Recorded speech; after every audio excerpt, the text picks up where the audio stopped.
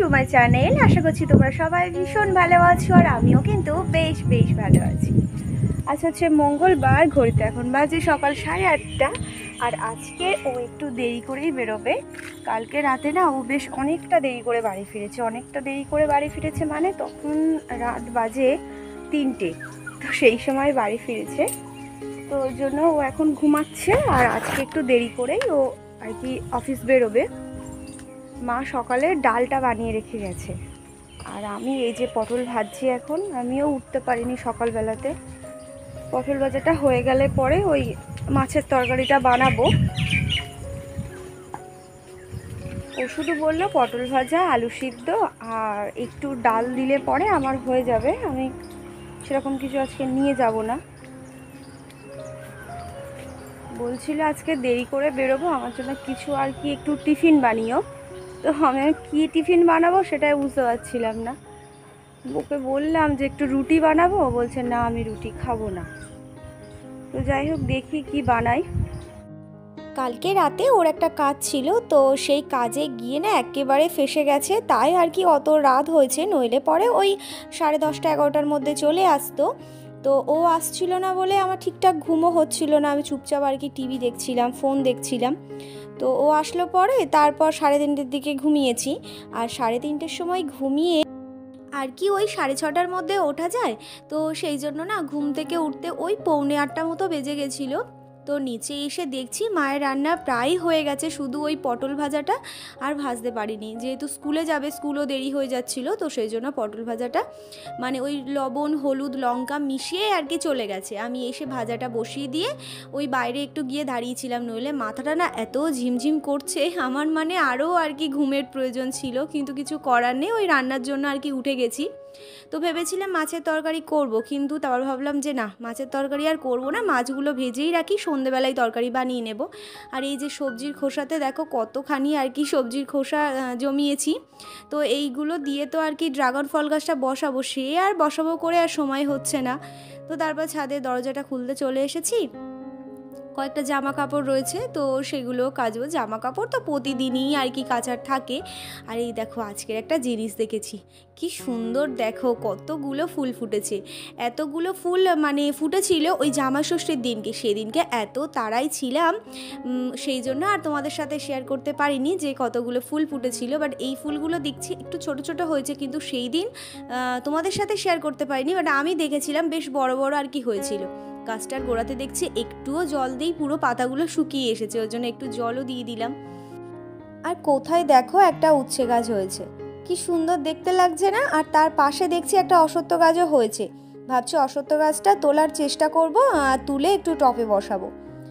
আজকের আর বিছানাটা গোছালাম না, একেবারে চাদরটাই চেঞ্জ করে দিলাম।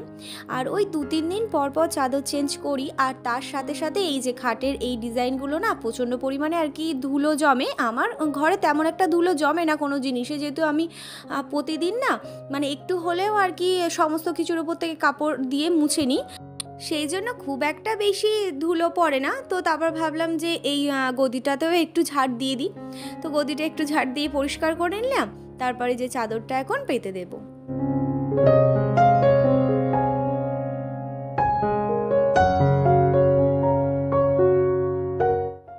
যতক্ষণে বিছানায় আর কি চাদরটা পাচ্ছিলাম, ততক্ষণে এই বালিশগুলো রোদ্দুরে দিয়ে গেছিলাম, বেশ অনেকক্ষণ আর কি রোদ্দুরে ছিল। আর সাথে ব্ল্যাঙ্কেটটাও রোদ্দুরে দিয়ে গেছি। রোদ্দুরে দিলে পরে না একটু বেশ আর কি মানে ভালো লাগে আর কি, সেই জন্যই আমি মাঝে মধ্যে একটু রোদ্দুরে দিয়েই দিই। মাঝে মধ্যে বলতে প্রায় আর কি রোদ্দুরে দিই, 2 দিন 3 দিন ছাড়া ছাড়া। যেদিনকে বিছানা চাদর চেঞ্জ করে সেদিনকে আমি ভাবি যে একটু রোদ্দুরে দিয়ে দিলে পরে ভালোই হয়, তাই রোদ্দুরে দিয়ে যে বিছানা গোছানো আমার হয়ে গেছে।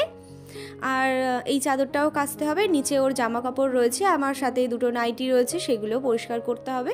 তো চলো জামা কাপড়গুলো এখন পরিষ্কার করে ফেলি। রান্না করার পরে যে বাসনপত্রগুলো ছিল সেগুলো আর কি মাজা ধোয়া করার পর কিছু জামা কাপড় আমি সার্ফের জলে ডুবিয়ে গেছিলাম। আর এখন এই চাদরটা একটু ডুবিয়ে রেখে দেবো, তারপর কাচবো। সেই কোন সকালবেলায় মানে তখন বোধহয় ওই 5:30 কি 6টা বাজে মা ঘর ঝাড় দিয়ে মুছে গেছে। তারই মধ্যে বাপি এসছে, ও বেরিয়েছে, মানে অনেক হাঁটাহাঁটি হয়েছে লোকজনের, তো দেখছি একটু বালি বালি হয়ে রয়েছে। তাই ভাবলাম ঘরটা একেবারে পুরো ঝাড় দিয়ে দিই। সেই ওই সামনের গেট থেকে 2টো ঘর, বারান্দা সব ঝাড় দিয়ে পরিষ্কার করে নিয়েছি। আমার ঘরে যে চেয়ারটা থাকে তো সেই চেয়ারটা আমি উপর থেকে পেরে এই যে কলপারে নিয়ে এসেছি। এখানে না হলে বেশ ভালোভাবে পরিষ্কার করা যাবে না, তো সেই জন্য এখানে নিয়ে এসে বেশ ভালো করে আর কি পরিষ্কার করে নিলাম। তারপর চলে গেছিলাম স্নান করতে। স্নান করে এই যে এই কটা ফুল মাত্র পেয়েছি, তাও এই যে আমাদের কলপারে পিছনের একটা গাছ রয়েছে সেখান থেকে। অনেকটা বেলা হয়েছে তো এখন ওই 10:30 মতো বাজে। মা ফুল তুলে নিয়ে পুজো দিয়ে দিয়েছে, তারপরে আশেপাশে কাকিমা জেঠিমারা যারা আসে তারাও তুলে নিয়েছে, তাই গাছে ফুল ছিল না। মাকে বলি প্রতিদিন আমার জন্য ফুল রাখে, বাট আজকের ভুলে গেছে, সেই জন্য আমি খুঁজে খুঁজে ওই 4-5টা মতো ফুল পেয়েছিলাম। তো সেইগুলো ঠাকুর ঘরে রেখে আসার পর এখন এই যে ঠাকুরের বাসনপত্রগুলো ধুয়েই রেখে দেবো। সন্ধেবেলাতে একটু তাড়াতাড়ি সুবিধাই হয়, তাহলে থালা বাসন ধোয়ার আর কোনো প্রয়োজন লাগে না, আর ওই মশার কামড়ও খেতে লাগে না। সন্ধেবেলাতে যা মশা কামড়ায় না, শান্তি করে বসে যে ঠাকুরের থালা বাসনগুলো পরিষ্কার করব সেটা করার উপায় থাকে না, তাই দুপুরবেলাতে পরিষ্কার করে রাখলাম। ঠাকুরের থালা বাসনের সাথে এই যে থালাটার উপর প্রদীপ ধূপদানি থাকে সেটাও পরিষ্কার করে নিয়েছিলাম, বেশ ভালো করে মুছে নিলাম সন্ধেবেলাতে, তাহলে ওই প্রদীপটা ঠিকঠাক ধরাতে পারবো।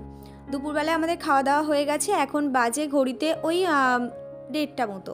তো খাওয়া দাওয়া করে বেশ কিছুক্ষণ বসেছিলাম, তারপর এই যে ঘরে আসলাম, এসে এখন একটু ঘুমাবো। আর জানো তো আমি না বরাবর ওই যে অন্ধকার ঘর মানে না হলে পরে আমি ঘুমাতে পারি না। আর জানো একবার কি হয়েছে, আমাদের ঘরের পিছনে আমার একটা জেঠিমা মারা গেছে, মানে একেবারেই আমাদের ঘরের পিছনেই জেঠিমাদের ঘর। তো জেঠিমা না হঠাৎ করে শরীর খারাপ ছিল, মারা গেছে। আর আমার তো ওই ঘরে লাইট জ্বালিয়ে রেখে ঘুমানোর একেবারেই অভ্যাস নেই, আর ভয়ে না আমি ওই 1 সপ্তাহ প্রায় 2 সপ্তাহ মতো ঘরে একেবারে লাইট জ্বালিয়ে ঘুমাতাম। লাইট জ্বালিয়ে তো ঘুম একেবারেই আসতো না, মশারি টাঙাতাম আর মশারির উপর কোনো কাপড় টাপড় দিয়ে দিতাম, এইভাবে আর কি 2 সপ্তাহ মতো যাও করে ঘুমিয়েছি। সেই ছোট্ট থেকে পুঁইশাক গাছগুলো আজকে কত বড় বড় হয়েছে, আজকে সব পুঁইশাক গাছগুলো এই গরুগুলো একেবারেই খেয়ে চলে যেত। আর এই যে গরুর মালিক, ওনাকে কখন থেকে বলা হচ্ছে, উনি চুপচাপ দাঁড়িয়ে আছে। শেষে মা একটুখানি বলছিল, তো তারপরে এসে এই যে গরুটাকে নিয়ে গেল। আমি আবার দেখছিলাম যে আবার আসছে কিনা, বেশ কিছুক্ষণ ব্যালকনিতে বসেছিলাম, তারপর গিয়ে আবারও শুয়ে পড়েছি। তো শুয়েছিলাম, তো তারপর উঠে গেছি। মা এই যে শাক কেটে নিয়ে এসেছি, শান্তি শাক, আর তার সাথে হচ্ছে কলমি শাক, আমি বেশ ভালো করে বেছে দিয়েছি, মা এখন ছোট ছোট করে কাটতে বসেছে। প্রতিদিন সন্ধেবেলা যদি না হয়ে থাকে, মানে ওই সপ্তাহে 2 দিন কিংবা 3 দিন যদি ওই ধুনোর সাথে কর্পূর দিয়ে দেওয়া যায় না, তাহলে পরে একটা পজিটিভ ফিল আসে, মানে আমি পজিটিভ ফিল করি, আমার তো ভীষণ ভালো লাগে ধুনোর গন্ধ। আর যেদিন আমি ধুনো না দিই, তো সেই দিন করে ওই যে প্রদীপের মধ্যে আর কি কর্পূরটা দিয়ে দিই, তাহলে পরে এত সুন্দর সেন্ট বেরোয় না, কি বলবো তোমাদেরকে। তো সন্ধে দেওয়ার পর এই যে চেঞ্জ করে ঘরে চলে এসেছি।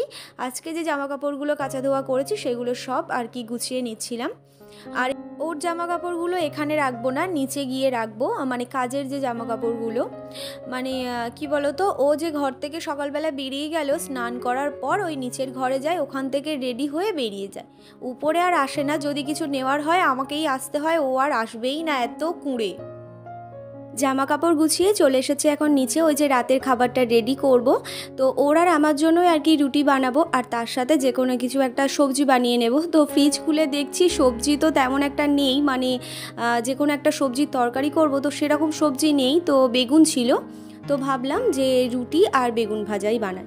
তো এই দেখো বেগুনটা দেখতে এতটাই সুন্দর লাগছে, আমি প্রথমেই তো ভেবেছিলাম যে এর মধ্যে বোধহয় পোকা থাকবে না, কিন্তু এই যে বেগুনটা কাটতেই দেখলাম দুটো পোকা বেরিয়ে আসলো। দেখো কি সুন্দর দেখতে ছিল, আর ভিতরটা দেখো এইরকম বাজে। ওই জন্য না কোনো দিন কাউকে রূপ দেখে বিচার করতে নেই, বিশেষ করে তো মানুষের রূপটা কদিন থাকে বলো তো দেখি। আমার তো মনে হয় ওই কয়েকটা বছর সীমিত মাত্র, তাছাড়া তো আর তার রূপটা থাকে না। কিন্তু একটা মানুষের গুণ থাকলে পরে সে যত দিন এই পৃথিবীতে বেঁচে থাকবে, তার গুণটা কিন্তু সেই সমানভাবে থেকে যাবে, রূপটা কিন্তু সমানভাবে থাকে না। তো যাই হোক, এই যে আমার রাতের খাবার একেবারে রেডি হয়ে গেছে, রুটি, বেগুন ভাজা, আর তার সাথে আমাদের গাছের আম কেটে নিয়েছিলাম। সেই যে কদিন আগে বেশ অনেকগুলো আম পেড়েছিলাম, বাট আমাদের বাড়ির সবাই খেয়েছি, কিন্তু ওর আর খাওয়া হয়ে ওঠেনি, ঠিক সময় পাচ্ছিল না, ওই জন্য আর কি। তো আজকেই কেটেছি। আর দিদির বাড়ি গেছিলো, আর দিদির বাড়িতে আজকের পূজা ছিল, তো গিয়েছিল, ওর হাত দিয়ে এই যে দিদি কত প্রসাদ পাঠিয়ে দিয়েছে, সিন্নি পাঠিয়ে দিয়েছে। তো একটু করে সবাই খাবো, তারপর আর কি রাতের খাবারটা খাবো। এখন তো ওই 8:30 মতো বাজে। তো যাই হোক, আজকের ভিডিওটা আমি এখানেই এন্ড করলাম। কেমন লাগলো অবশ্যই জানিও, যদি ভালো লাগে একটা লাইক করো। Tata, good night.